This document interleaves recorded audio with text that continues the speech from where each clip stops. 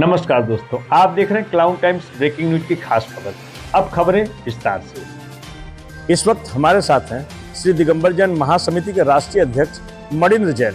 मणिन्द्र जी, मैं जानना चाहूंगा दिगंबर समाज जो आपका है ये क्या कार्य करता है और काशी प्रवास के दौरान आपने क्या क्या कार्य किया? धन्यवाद मिश्रा जी।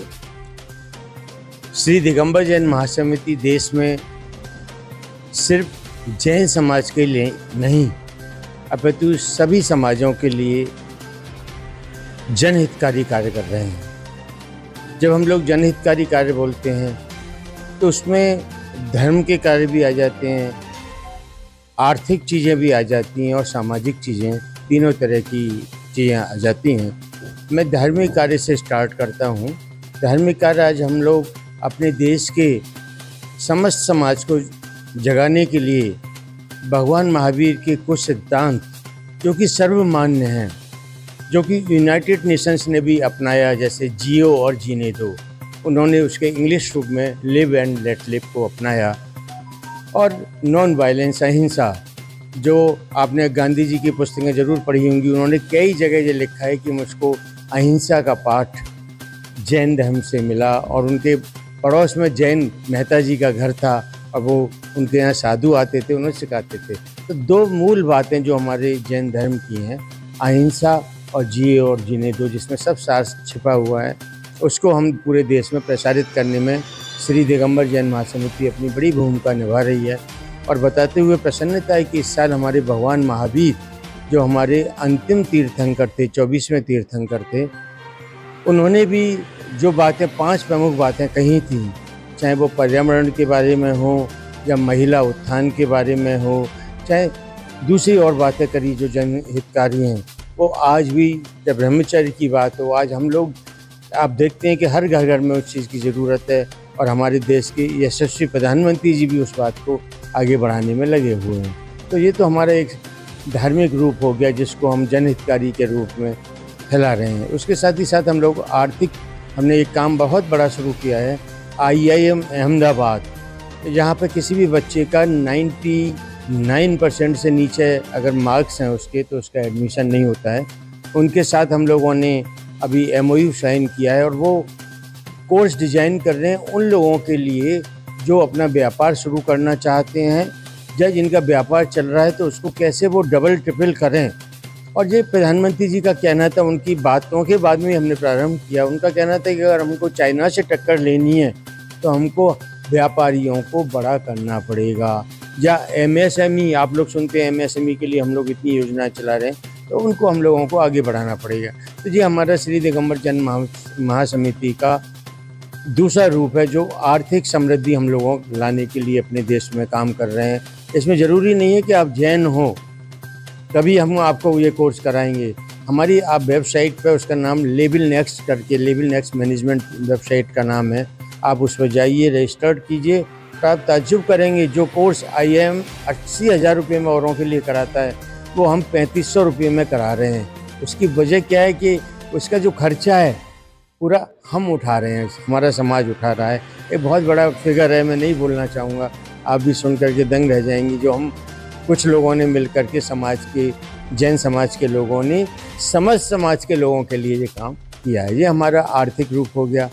अब आ जाता है सामाजिक रूप। सामाजिक रूप में हम लोग कोशिश कर रहे हैं कि अपनी महिलाओं के उत्थान को, महिलाओं की ऐसी शिक्षा दें और संस्कार, जिसको हमारे आज, अगर आप पूर्वजों की कहीं भी बातें सुने, आप भी देखते होंगे, आप अपने पिता से मिलते होंगे, उनके पिता के पैर छूते होंगे, ज़रूर छूते होंगे, चाहे अगर आप, क्योंकि संस्कार हमको इस तरह के सिखाए गए हैं।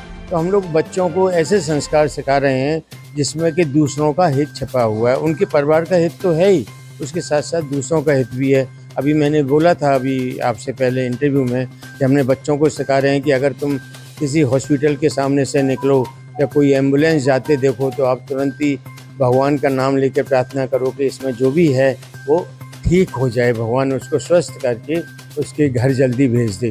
तो ये एक संस्कार हैं, जैसे हमको सिखाए गए, मेरे पिता ने हमको सिखाया कि हम लोग जैन होते हुए भी उन्होंने हमको नॉन जैन सब बातें सिखाई, क्योंकि उनके दिमाग में नहीं था कि, उनके दिमाग में सिर्फ मानवता थी।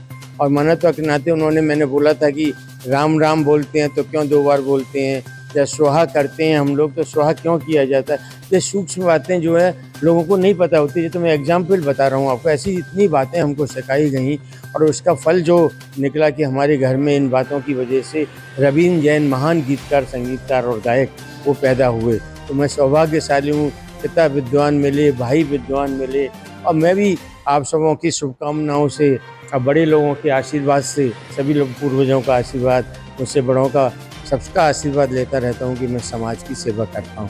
तो हम सामाजिक, आर्थिक और तीनों तरह की जो बातें हम लोग कहते हैं कि आदमी धार्मिक भी समृद्ध बने, आर्थिक रूप से भी समृद्ध बने और सामाजिक अपने कर्तव्यों को निभाए। जैन साहब, केंद्र की मोदी सरकार और सूबे की योगी सरकार को लेकर के तमाम विरोधी दल ये कह रहे हैं कि धर्म की राजनीति हो रही है और धर्म के नाम पर पूरे देश में कब्जा किया जा रहा है। अभी नए संसद का जो कल प्रधानमंत्री जी ने उद्घाटन किया है, उसको भी लेकर के तमाम लोग विरोध कर रहे हैं कि वहाँ सेंगोर, उसको लेकर बहुत सारे विवाद खड़े किए जा रहे हैं। इस पर आप क्या कहना चाहेंगे? जिस ढंग से मोदी जी का विरोध हो रहा है, उसे किस रूप में आप ले रहे हैं? देखिए, जहाँ तक हमारे शास्त्रों में भी लिखा है और आपने चाणक्य नीति भी अगर पढ़ी हो, तो कोई भी राजधर्म बिना धर्म के पूर्ण नहीं हो सकता। फिर तो खाली वो राजा क्रूर राजा बन जाएगा अगर उसके अंदर धर्म ना हो। और हम लोग बेसिकली सनातन धर्मी हैं सभी लोग। मैं मानता हूँ कि हम सभी लोग सनातन धर्मी हैं और सनातन धर्मी होने के नाते सबका ये फ़र्ज़ है। सनातन मतलब उसको बोला जाता है जो शाश्वत होता है। शाश्वत धर्म को हम लोग सनातन बोलते हैं, चाहे उसको हम भगवान शिव के नाम से पुकारें या भगवान आदिनाथ के नाम से पुकारें।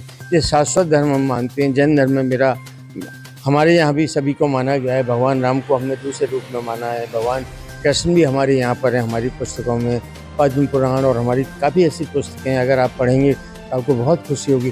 और हमने उनको लास्ट में अपने मुनि दीक्षा के रूप में, क्योंकि कोई भी पवित्र आत्मा जो होती है उसका जो अंत होता है, हम लोगों सीधे सवाल का सीधा जवाब चाहिए कि जो केंद्र की मोदी सरकार, सूबे की योगी सरकार जो चल रही है, इसको लेकर जिस ढंग की आलोचना हो रही है, उस पर आप बताइए कि ये क्या हो रहा है पूरा? ये आलोचना बिल्कुल भी अच्छी नहीं है और ऐसी जो आलोचना कर रहे हैं वो सिर्फ राजनीति के लिए कर रहे हैं, सिर्फ राजनीति के लिए।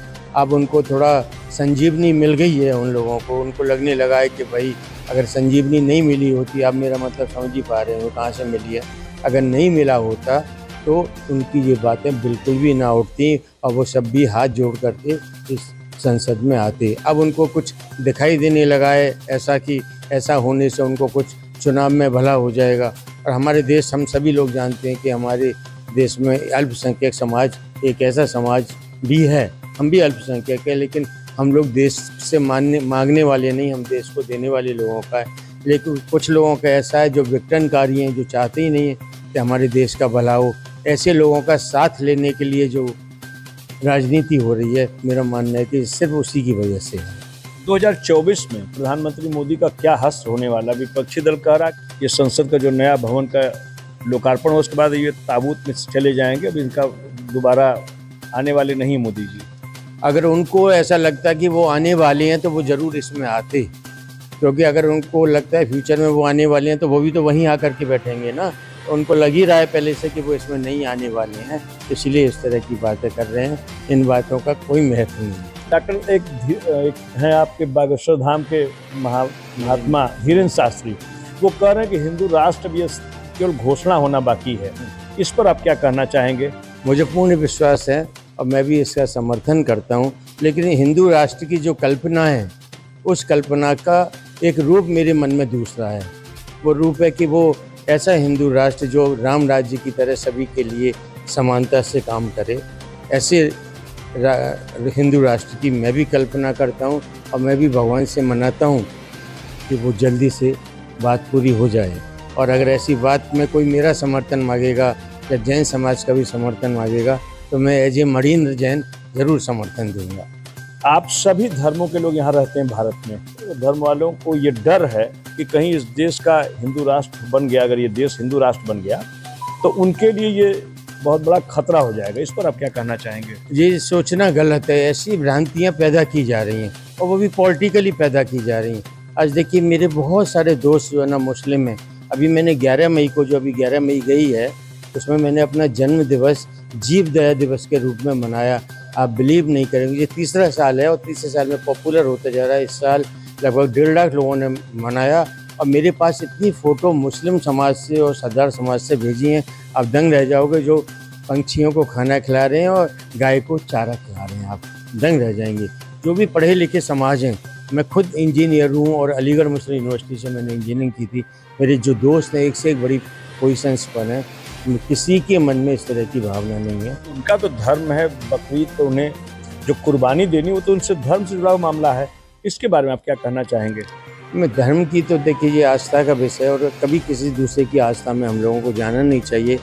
जब हम लोग हिंदू थे तो हमारी भी ये कुरीति के रूप में था, आपको ध्यान हो, हमारे यहाँ बलि प्रथा थी और उसी बलि प्रथा को ख़त्म करने में भगवान महावीर का बहुत बड़ा योगदान था। इसका जो मैं आपकी जानकारी के लिए बता दूँ, भगवान महावीर ने जो अहिंसा का नारा जो दिया था, उसमें एक बहुत बड़ा जो उस समय बलि की प्रथा थी वो उन्होंने दूर की। तो ये प्रथा हो सकता है कि कल इनकी भी समझ में आने लग जाए, कल इन लोगों को भी लगने लग जाए। मैंने भी कई मुस्लिम बच्चों को जानता हूँ, वो उनकी कुर्बानी को देख नहीं पाते हैं बच्चों को। तो ये समय के साथ मुझे लगता है कि उनके अंदर भी इन पशु पक्षियों के प्रति प्यार जागेगा, पर क्योंकि उनके धर्म से जोड़ लिया है उन्होंने, तो उसको थोड़ा समय लगेगा, ऐसा मेरा मानना है।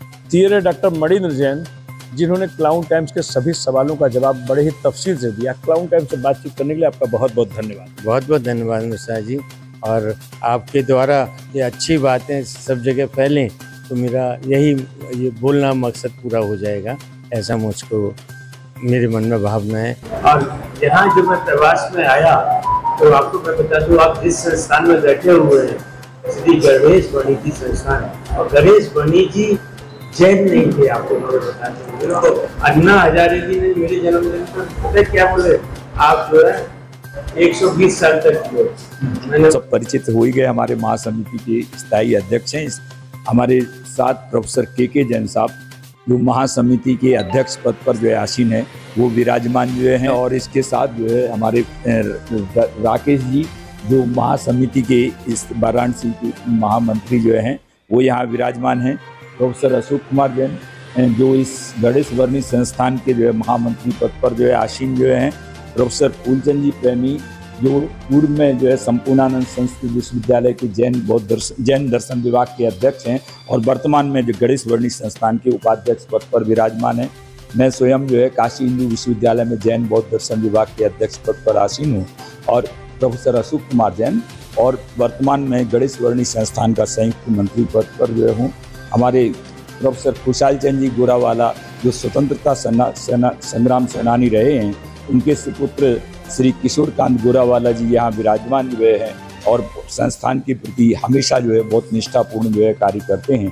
हमारे पंडित मनीष कुमार जी शोधाधिकारी जो है वर्तमान में जो है, और प्राकृत अध्ययन केंद्र जो संचालित है उसके संयोजक हैं।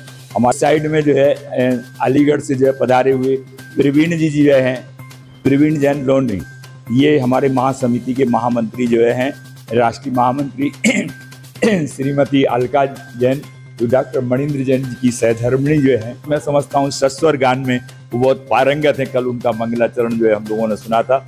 उनके बगल में जो है प्रोफेसर कमलेश कुमार जी जो है, जो जैन काशी हिंदू विश्वविद्यालय में जैन बौद्ध दर्शन विभाग के पूर्व अध्यक्ष है और वर्तमान में जो है इस गणेश वर्णी संस्थान के निदेशक पद पर जो है आसीन है। भैया थोड़ा आपका जो है श्री राकेश तिवारी जी बहुत अच्छे कुशल गायक हैं और रविंद्र जी के प्रति पूर्ण समर्पित जो है व्यक्तित्व जो है संस्थान परिवार में अभी विराजमान है। उन सबका मैं आपकी ओर से, संस्थान की ओर से आप सभी का हार्दिक अभिनंदन करता हूं। और अब मैं संस्थान के महामंत्री जी से निवेदन करता हूं, अशोक जी से, कि आदरणीय मणिंद्र जी का स्वागत करने की कृपा करें। हमारे संस्थान का जो प्रारंभिक जो है आद्य कथानक जो प्रकाशित जो हुआ है वह आपके कर कमलों में हमारे उपाध्यक्ष महोदय सादर समर्पित जो है कर रहे हैं। माल्यार्पण द्वारा जो है मैं प्रोफेसर कमलेश कुमार जी से निवेदन करता हूं कि आप मणिंद्र जी को माल्यार्पण द्वारा सम्मानित करने की कृपा करें। और हमारे उपाध्यक्ष प्रोफेसर फूलचंद जी प्रेमी उनको उत्तरी से सम्मानित जो है कर रहे हैं। और ग्रंथ के लिए मैं निवेदन कर रहा हूं प्रोफेसर के जैन साहब और ये प्रोफेसर A.K. जैन जो हमारे महामंत्री जी हैं, वो आपको जो है सादर मेरी जीवन गाथा जो आद्य जीवन गाथा के रूप में है, तो वो आपको समर्पित जो है कर रहे हैं। उसके बगैर सर्वप्रथम आत्मकथा जो है इसी तरह से प्रोफेसर K.K. जैन साहब जो है, डॉक्टर K.K. जैन जो बाल रोग विशेषज्ञ हैं और इस समय महासमिति के वाराणसी जो मंडल है उसकी आप अध्यक्ष पद पर जो है आसीन है। प्रवीण जी जो महामंत्री पद पर जो है आसीन है, उनका प्रोफेसर K.K. जैन साहब जो है माल्यार्पण द्वारा सम्मान कर रहे हैं। उत्तरी से राकेश जी,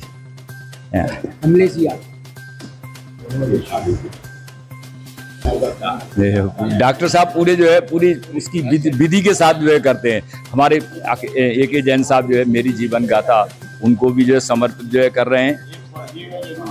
आत्मपद पारिजात जो है ग्रंथ जो है समर्पित जो है कर रहे हैं। बहुत अच्छे जो है ये भी हम लोगों की मंगल भावना। मैंने उल्लेख किया था कि हम लोग धार्मिक जो कार्य कर रहे हैं उसमें एक भगवान महावीर का निर्वाणोत्सव हम लोग इस साल मनाने जा रहे हैं, जिसमें 26 नवंबर को प्रधानमंत्री जी उस रथ को दिल्ली में रिसीव करेंगे।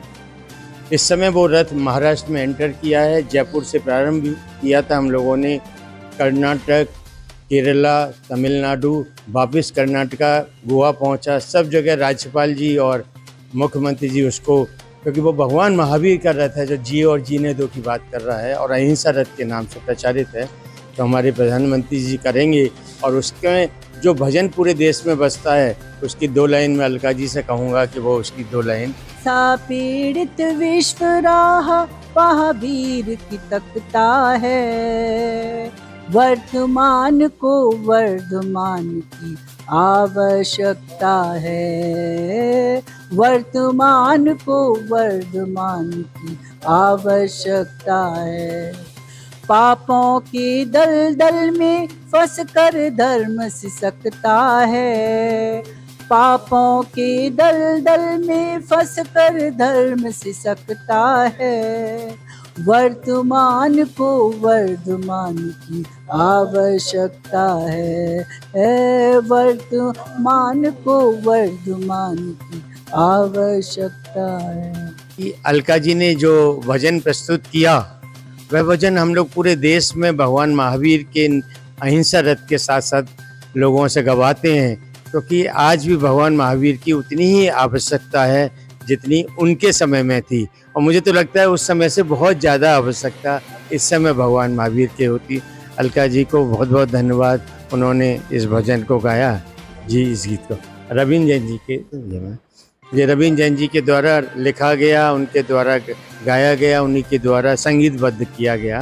तो मुझे पूर्ण विश्वास है कि वो जहाँ भी होंगे वहाँ से हमको आशीर्वाद दे रहे होंगे सभी लोगों को। क्लाउन टाइम्स यूट्यूब चैनल की खबरों को आगे भी देखने के लिए चैनल को लाइक करें, सब्सक्राइब करें, बेल आइकन को प्रेस जरूर करें। क्लाउन टाइम्स की खबरों को फेसबुक पेज पर देखने के लिए पेज को लाइक जरूर करें।